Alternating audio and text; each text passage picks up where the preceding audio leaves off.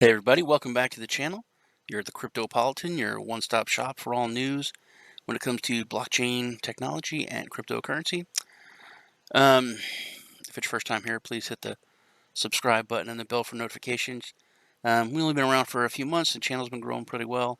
We really appreciate y'all. If you're an old subscriber or you're just stopping by, please crush the like button. It really helps us out.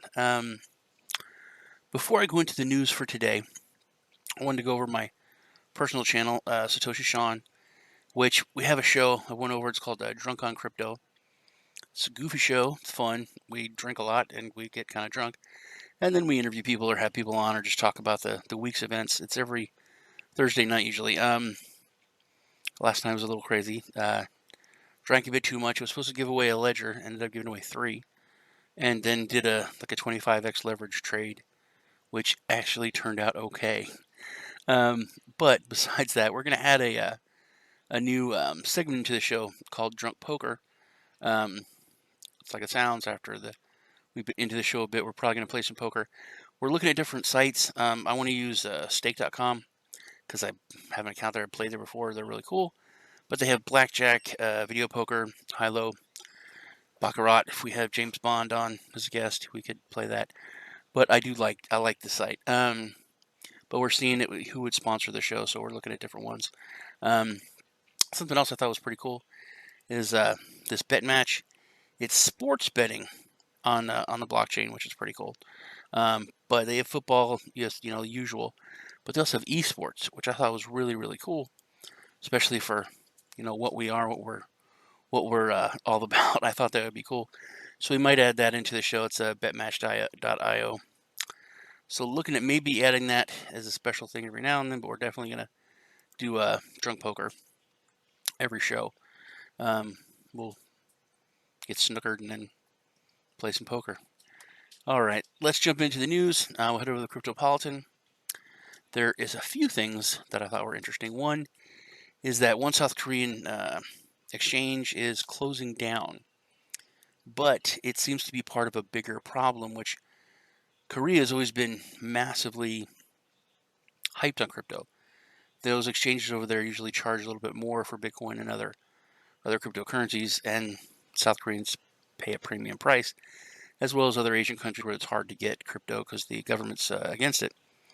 But the news comes that the Prixbit is closing down.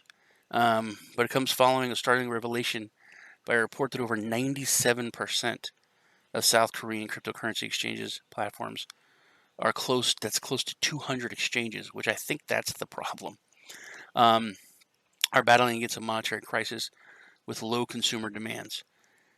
So you can look at that one of two ways. One, it's terrible because South Korea is losing interest in cryptocurrency, and they've always been at the forefront of Asia, pretty much, when it comes to them in Japan. Or you can look at the fact that they had over 200 exchanges in this small country. It was just oversaturated. So I hopefully think that maybe the cream is rising to the top, and the 3% of exchanges, which is still like 6 exchanges, like 6 or 7 exchanges. That's not terrible for one country. I think Huobi is, in South Korea. That's Huobi is a good exchange. So that hopefully is what's going on, and everyone is just consolidating into some bigger exchanges. The SEC, in some regulatory news, I'm actually happy about this. I think it's fine. The SEC is clamping down on ICO ratings website. ICO ratings websites, most all of them are scams. If you have an ICO, you pay them a good amount, you get a good rating. If you're an advisor, you pay them to join, they put you on a preferred list. But the ICO website called ICOrating.com has come under fire by the U.S. Securities and Exchange Commission for failing to divulge the actual revenue generated from paid ICO reviews. You're an ICO rating website doing paid reviews. So without accepting, now what they did, it looks like the SEC was going to charge them. They brought these charges against them, and then they kind of pled out nolo contendere, just no contest, and they're going to pay a fine. So without accepting or denying the charges covertly, recompensating for they're being charged with touting. The Russian rating exchange has agreed to a massive fine of over $260,000, so over $250,000, and then they're just going to go away, or they're not. They may not even go away. They may just pay it, but hopefully that sends a message to these sites that they need to start doing what they're supposed to do and actually rate these ICOs and IEOs. The Ethereum Istanbul hard fork, everyone is going to carry 6 approved exchanges. They're going to be initiated. There's 6 different code changes, but there's going to be some extra interoperability with ZCash, so it's going to improve the strength and security of the ZCash. Plus, ZCash is going to lend its privacy more to the Ethereum blockchain, which is pretty cool.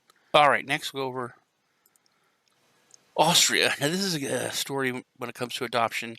I think it's ending on a good note. Austria's top telecom companies accept cryptocurrency for payments. Doesn't seem like that huge of a deal, but I think it's still cool. And it even mixed up. I'll read this down here. Austria's most prominent mobile network operator is now planning to accept cryptocurrency for payment, reports a tech news source FutureZone. And this kind of struck me. While some may argue and object to the perception that cryptocurrencies are taking the world by storm, they're not taking the world by storm. They're more drizzling. But to be positive, at least it's raining. It is raining. It's not dried up. But Austria's first GSM mobile network and major broadband multimedia service provider A1 is mapping out plans to test cryptocurrency payments at chosen store locations within Austria. So it's not just going to be online, it's going to be in their stores. So it's a lot more advertising. I think it's going to be a little bit bigger deal. And something here is they're trying to also attract tourists, not just the locals, by offering the cryptocurrency. That really showcases the cross-border potential of cryptocurrencies, that they're targeting people from other countries so that they don't have to worry about exchange rates and all that other stuff. Now, the network, which serves more than 5 million mobile customers and over 2 million in fixed lines. That's a lot of customers. That's a lot of advertisements. A lot of people that are going to hear about crypto. So if you ask them, have you heard about cryptocurrency? That's a lot more yeses now. It's setting up modes of payment to accept prevalent cryptocurrencies like Ethereum, Litecoin, Dash, Ripple, and Stellar. Dash, Ripple, and Stellar, that's kind of big. Those aren't usually grouped into the Litecoin, Bitcoin, and maybe Ethereum. So that's cool. They're going that broad, and they're probably, like I said, this is a test run. They're probably going to see what these use, and they're probably going to end up going with like Litecoin and maybe Ripple, because that's probably what people are going to use the most. That's about it for me. It's been nice hanging out with you. I'm Satoshi Sean. I will see you guys in the next video.